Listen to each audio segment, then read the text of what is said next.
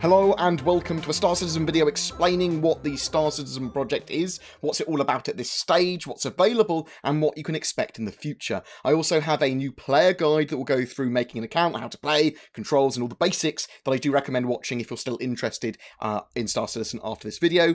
When we talk about Star Citizen, we basically mean two games, the space combat sims, both of them, but the MMO Star Citizen and the single-player standalone Squadron 42. So what is Squadron 42? Squadron 42 is set before the MMO, it's single-player, but it's set in the same universe and connects to the MMO. In fact, you can bring your character from Squadron 42 into the persistent universe once both those games are released. This is a true AAA game cinematic experience, capturing the spirit of Wing Commander, and obviously it is the vision of Chris Roberts, with the most beautiful graphics available, great actors like Mark Hamill and Gillian Anderson, and it will be a space fighter combat sim, but also large elements of the first-person shooter stuff, so you will be running around on ships or a planet side or whatever, also gunning people down as part of that game. You are able to leave your ship and walk around, engage in combat, on ground, explore friendships with your crew, run around doing repairs, whatever. Episode 1, which is a full game, is pegged to be released in 2017, but some estimate a early 2018 release.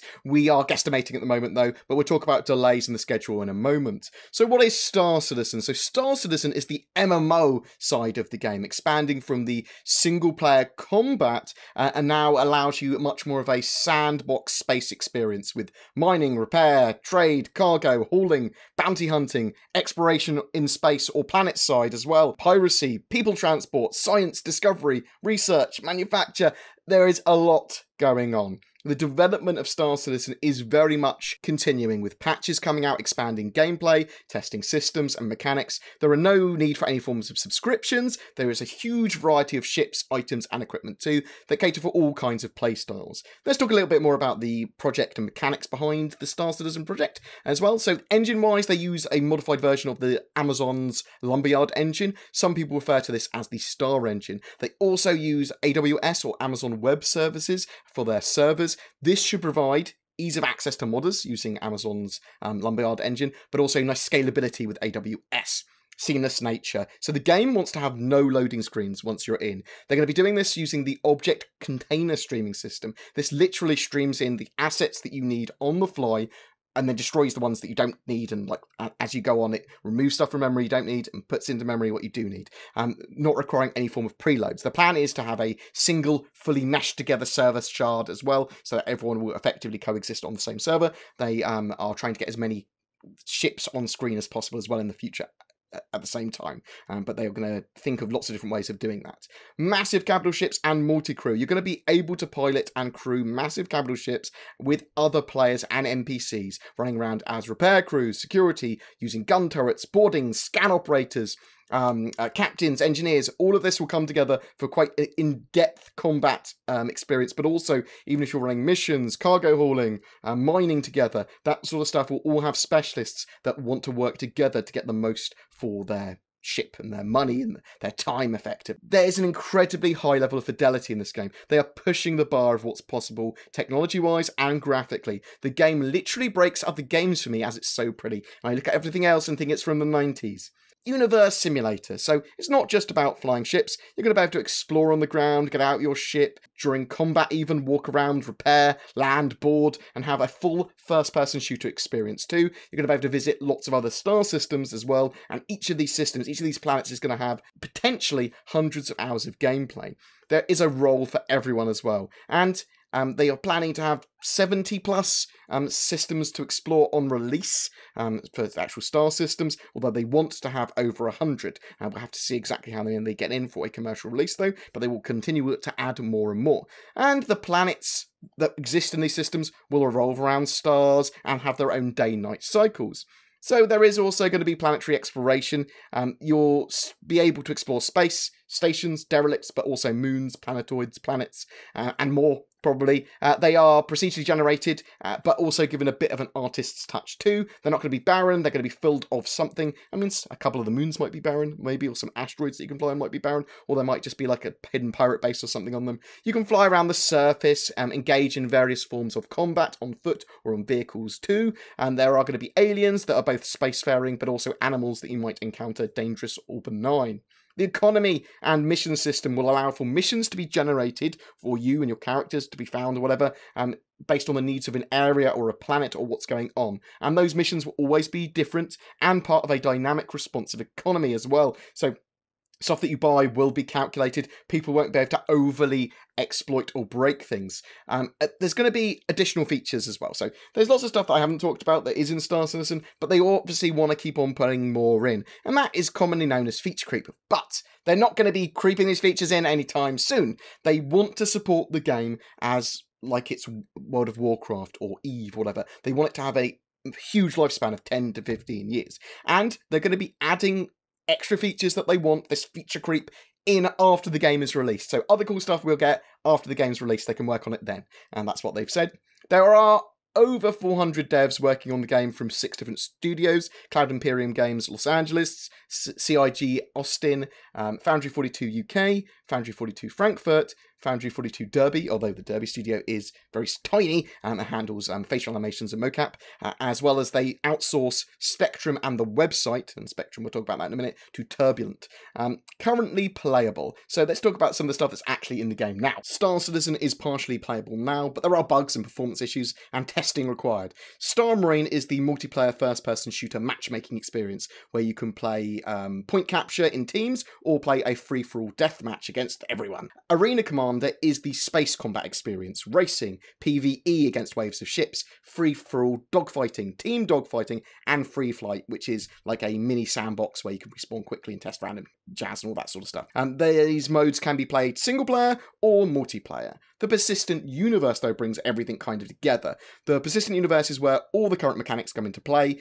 In the current 2.6.3 patch, there is roughly 4 to 6 hours of original tangible gameplay and missions, plus as much multiplayer and emergent gameplay as you want. It is largely bare for tangible long-term gameplay, though, at this stage, nor is there true persistence yet, but more about that in a minute. You can, however, crew a ship together and share some pretty fun experiences as well. And with the patches that come out, you are part of the development. There are also some other locations that are part of the Persistent Universe that are accessed separately, though, at the moment. The hangar, you can see all your ships and your hangar flare and customize them. Area 18 is a planet-side shopping experience where you can check out the ideas for landing zones and what will be around there. Changes that you make to your character or ship carry over to the Persistent Universe too, and all of these modes can be played with your friends or with randoms that you want to play with. Also, due to regular control and flight balance changes, the in-game tutorial was disabled, thus making Star Citizen very complicated and quite daunting to new players that will have no idea how to play it. And even on very powerful systems, the game is not very optimized. In fact, it's not optimized at all. So, especially in the Persistent Universe where frame rates are heavily server-bound currently as well. Release dates. So the next major Star Citizen live release is Alpha 3.0, and it is pegged for the end of June 2017. Every week, CIG update their schedule report with internal target dates for the next release, and you can follow the progress of this and any blockers and delays and any progress made at robertspaceindustries.com/schedule-report. If you are looking for a Star Citizen MMO hard release date, it's a way off, and we don't have a hard release date. I, however, am personally expecting a largely fleshed out beta of the game in 2019. So just bear that in mind. That is my expectation as a follower of Star Citizen and a consumer of their content. Delays are also part of this project and the dates too. CIG typically share their internal targets for dates and releases with us when they share a date at all. Certainly change, and in the past they have caused some disappointment for being wrong, basically, with their dates. So just bear that in mind. So should you back now or later or not at all, you can back Star Citizen and get a ship and game package for $45, and an additional $15 you can also get Squadron 42 as part of that bundle. Every ship and weapon is obtainable in-game. Even at this stage, you can rent ships and their weapons with rec from playing Arena Commander. But Alpha UEC, which is earned in the persistent universe, will allow you to purchase more and more as the game gets fleshed out, eventually allowing you to purchase ships for testing as well. With that in mind, if you want to be part of the Star Citizen development at this stage, then back and get involved at that $45 level. And make sure you get involved. Report issues on the Issue Council, prioritise bugs, go on Spectrum, which is their communication platform, help with suggestions and balance, and even if you're just playing the game, you're helping test their servers.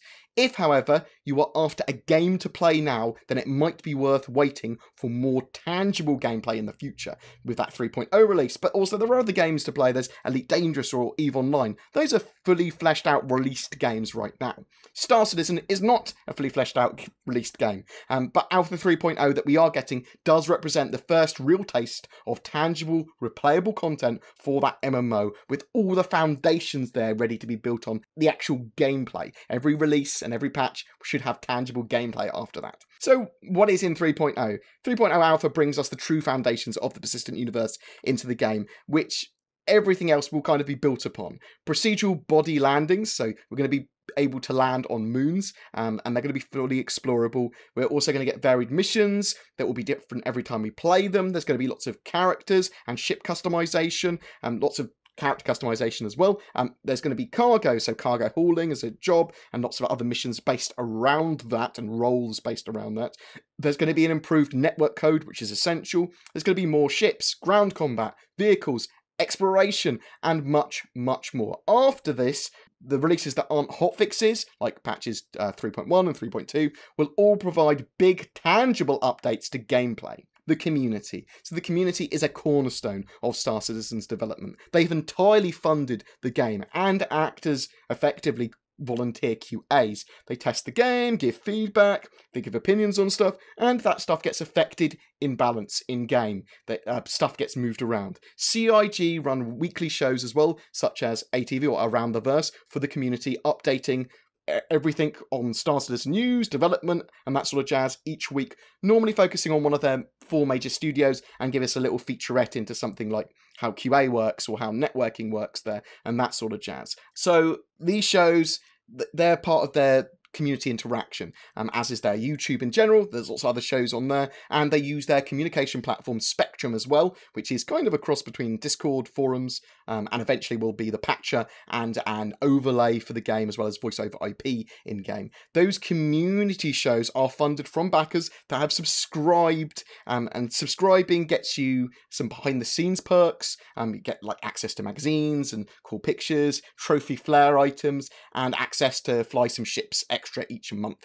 There is also a strong Reddit and Facebook community, as well as player organisations that you can be part of too. Buying spaceships, so more dedicated backers and players that want to further back the project can. Pre-release, you can purchase ships from the website. There are also sales at various times in the year, allowing other ships that have limited sales on to be sold. CIG have regular concept ship sales as well, around 8 per year. These ships go on sale for around 10 days, come with lifetime insurance as a perk, which isn't that important. You can get insurance on your ships in game, and for a very limited amount of UEC once the game goes live. You don't have to worry about insurance at all until then, and then once the game goes live, you will have to pay small amounts of in-game currency for insurance that will help stimulate the economy.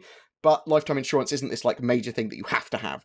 And sometimes you get ships with discounts as well during those concept sales as well. They generate sizable income for the game, but every dollar, pound, or euro generated before the game's release goes straight back into the game's development. But it is also not a pay-to-win model. Everything is obtainable in-game. All you need is that $45 game package. And the creation and production of these ships does not hinder the development of the game. They are handled by artists and modelers that specialise in ships and art, rather than mechanics, coding, and level design. So CIG do get things wrong sometimes with balance and community interaction. They do mostly learn from their mistakes, and the community are very vocal at telling them when they've done something wrong. Being part of that development, being part of this project at this stage for me is incredibly exciting. Not because I can put my mark on the game, but because of the whole experience as well and putting my mark on the game. It isn't for everyone though. If you're on the fence, there is no issue with watching it and waiting. In fact, that's a sensible thing to do. Make sure you like the idea of the game and where the development is going. Though I do recommend checking back once Alpha 3.0 is released. CIG also occasionally do free flight weekends or events where anyone can play without needing a game package, so you can have a play around there too. I am BoredGamer, and I basically run a focused YouTube channel with an affinity for news, guides, tutorials, overviews, and explanations for Star Citizen. As such, I have many videos explaining each of the topics discussed, and because of the lack of the in-game tutorial currently, it's essential that you look at someone's tutorial about how to play and get into the game, because there is very daunting. There is a lot going on. And if you do refer friends to the game, they're going to need some help getting into the game, unless they've got a lot of time dedicated into really researching about what they want to do by playing. And if you're interested in getting involved, then please check out my new player guide. We'll go through account creation and actually getting into the game. Links to everything below. Every month I also give away a shit for Star Citizen. For May it's an Avenger Titan. All you need to do is be subscribed to my channel and comment on any of my Star Citizen videos from that month. So if you have any questions at all about the game, about the development, about whatever, or you want me to signpost you to a particular guide or content, then please drop me a comment below. There are loads of other content creators out there like Noobafire, STL Youngblood, Tactical Advance. There's so many, and loads of the redacted content creators that I work with as well.